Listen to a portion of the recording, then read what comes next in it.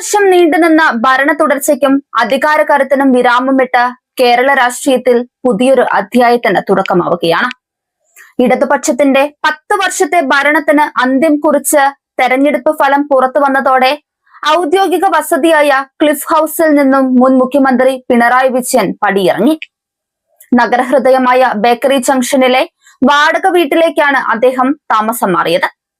ഡൽഹിയിൽ നടന്ന CPM polit bureau യോഗത്തിന് ശേഷം മടങ്ങിയെത്തിയ പിണറായി വിജയൻ വിമാനത്താവളത്തിൽ നിന്ന് നേരിട്ട് ബേക്കറി ജംഗ്ഷനിലെ പുതിയ വീട്ടിലേക്കാണ് എത്തിയത്. മരുമകനും മുൻ മന്ത്രിയുമായ PM മുഹമ്മദ് റിയാസ് ആണ് വാടക വീട് ക്രമീകരിച്ചത്. പുതിയ വീട്ടിലെത്തിയ അദ്ദേഹത്തെ CPM സംസ്ഥാന secretary MV Govindan, V Sivankutty തുടങ്ങിയ മുതിർന്ന നേതാക്കൾ ചേർന്ന് സ്വീകരിച്ചു. ഭാര്യ കമല, മകൾ വീണ വിജയൻ, മുഹമ്മദ് റിയാസ്, ചെറുമക്കൾ എന്നിവരും അദ്ദേഹത്തോടൊപ്പം ഉണ്ടായിരുന്നു. തെരഞ്ഞെടുപ്പ് പരാജയത്തിന് തൊട്ടു പിന്നാലെ ക്ലിഫ് ഹൌസ് ഒഴിഞ്ഞ അദ്ദേഹം താൽക്കാലികമായി ചിന്താ ഫ്ളാറ്റിലായിരുന്നു താമസിച്ചിരുന്നത്. എന്നാൽ ഫ്ളാറ്റിലെ പരിമിതികൾ കണക്കിലെടുത്താണ് വാടക വീട്ടിലേക്ക് മാറാൻ തീരുമാനിച്ചത്.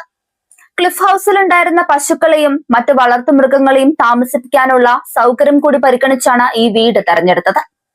ക്ലിഫ് ഹൌസിൽ 42.9 ലക്ഷം രൂപ ചെലവിട്ട് നിർമ്മിച്ച തൊഴുത്തും പശുക്കളും നേരത്തെ വലിയ രാഷ്ട്രീയ വിവാദങ്ങൾക്ക് വഴിതെളിച്ചിരുന്നു. പുതിയ വീട്ടിൽ ഈ പശുക്കൾക്കായി പ്രത്യേക സൗകര്യങ്ങൾ ഒരുക്കിയിട്ടുണ്ട്. പിണറായി വിജയന്റെ ഈ വീട് മാറ്റം അദ്ദേഹം പ്രതിപക്ഷ നേതൃസ്ഥാനം ഏറ്റെടുക്കുമോ എന്ന കാര്യത്തിൽ വലിയ ചർച്ചകൾക്ക് വഴിമരുന്നിട്ടിട്ടുണ്ട്. നിലവിൽ കോൺഗ്രസ് സർക്കാർ രൂപീകരണ നടപടികൾ നീളുന്നതിനാൽ അദ്ദേഹം കാവൽ മുഖ്യമന്ത്രിയായി തുടരുകയാണ്. അതേസമയം പരാജയത്തിന്റെ ഉത്തരവാദിത്തം പിണറായിയിൽ മാത്രം അടിച്ചേൽപ്പിക്കാൻ കഴിയില്ലെന്നും അത് കൂട്ടായ ഉത്തരവാദിത്തമാണെന്നും PB യോഗത്തിന് ശേഷം MA ബേബി വ്യക്തമാക്കി. നേതൃമാറ്റത്തെക്കുറിച്ചുള്ള ചോദ്യങ്ങൾക്ക് സമയമാകുമ്പോൾ അറിയാമെന്ന സൂചനയാണ് പാർട്ടി നൽകുന്നത്. അദ്ദേഹം പ്രതിപക്ഷ നേതാവായി തെരഞ്ഞെടുക്കപ്പെട്ടാൽ ഔദ്യോഗിക വസതിയായ കന്റോൺമെന്റ് ഹൌസിലേക്ക് മാറിയേക്കാം.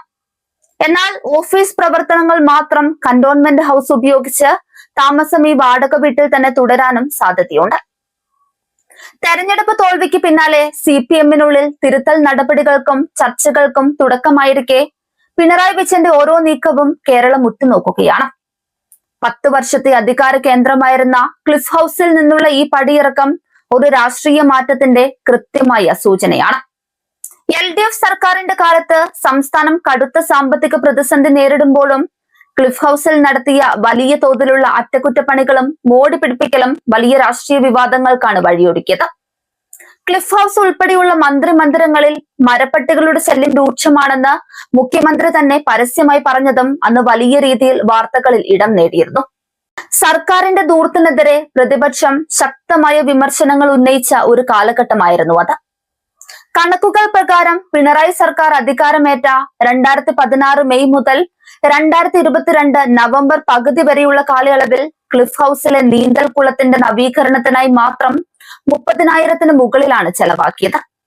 ഇതിനു പുറമെ വസതിയിൽ ലിഫ്റ്റ് സ്ഥാപിക്കുന്നതിനായി 25.5 ലക്ഷം രൂപ അനുവദിച്ച നടപടിയും വലിയ ജനരോഷത്തിന് കാരണമായിരുന്നു.